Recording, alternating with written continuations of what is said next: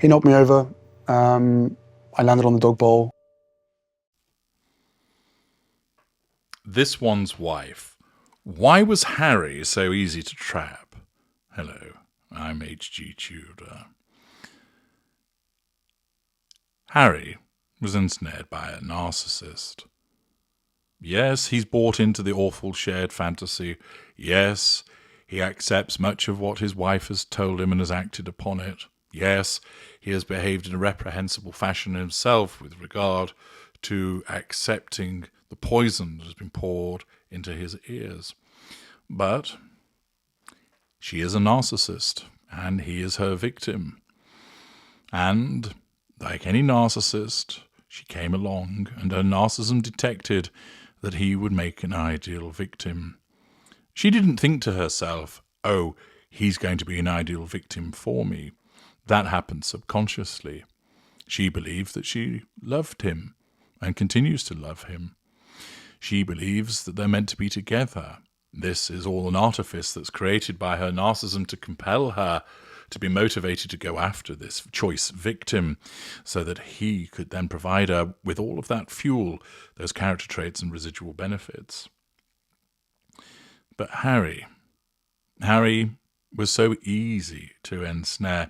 Naturally, he was a hugely attractive target to the mediocre actress, who much of the world had not heard of, who was charisma-free and talentless, and therefore it would provide her with a huge boost, and her narcissism would have been rubbing its hands with glee, Gollum-esque, at the prospect of such a trade-up by being involved with him. Nevertheless, of course, she doesn't regard herself as having traded up, but rather that he is the lucky one to have been able to have a relationship with her. But she was easily able to ensnare him. This was a combination of her activities by way of her manipulations as a narcissist and his inherent susceptibility to being ensnared. It's important to understand those susceptibilities because many of them may also be applicable to those of you listening. Harry had a high level of susceptibility. He had certain vulnerabilities that a narcissist would readily and willingly exploit. For instance, he suffered the loss of his mother at a young age. He also found himself, although he didn't realize it, the son of a narcissist in Charles, thus experiencing a cold and distant relationship much of the time, also having to deal with the shenanigans that took place between Charles and Camilla, which seemed to pour scorn on the memory of his mother. All of this created a vulnerability in terms of the loss of his mother, but also the resentment that formed a strong narcissistic trait in relation to the way that he'd been treated, something that a supposedly sympathetic narcissist would readily exploit.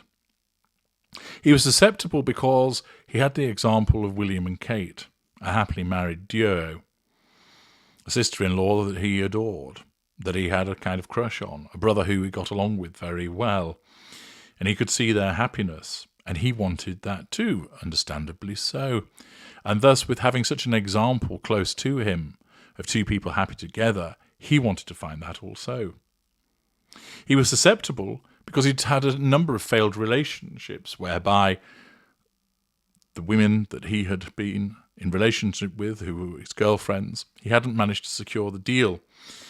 He hadn't managed to marry them, and the end of those relationships and the rejection associated with that made him susceptible to somebody that would give him what he wanted, that marriage, that stability.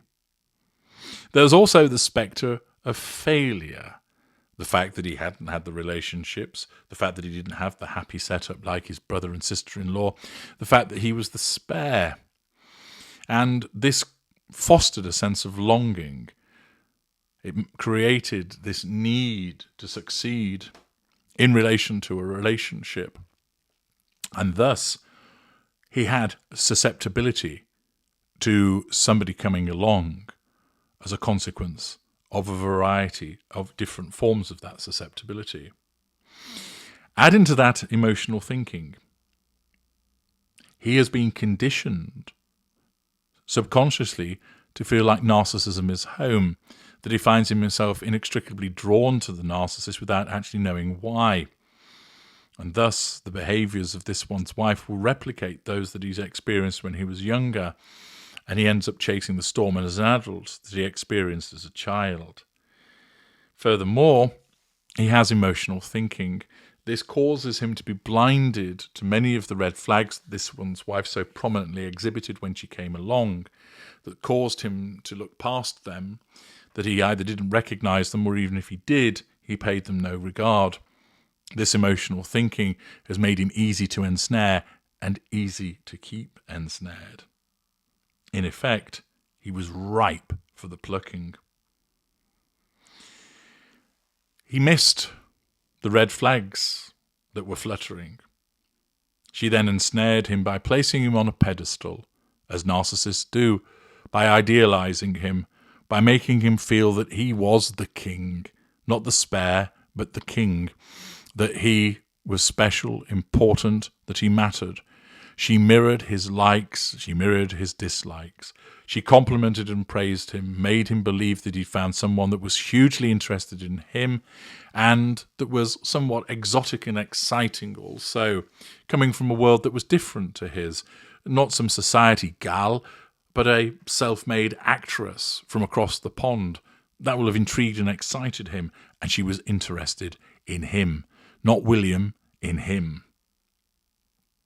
Of course, very early on, she will have doled out the spicy poontang, lashings of sex.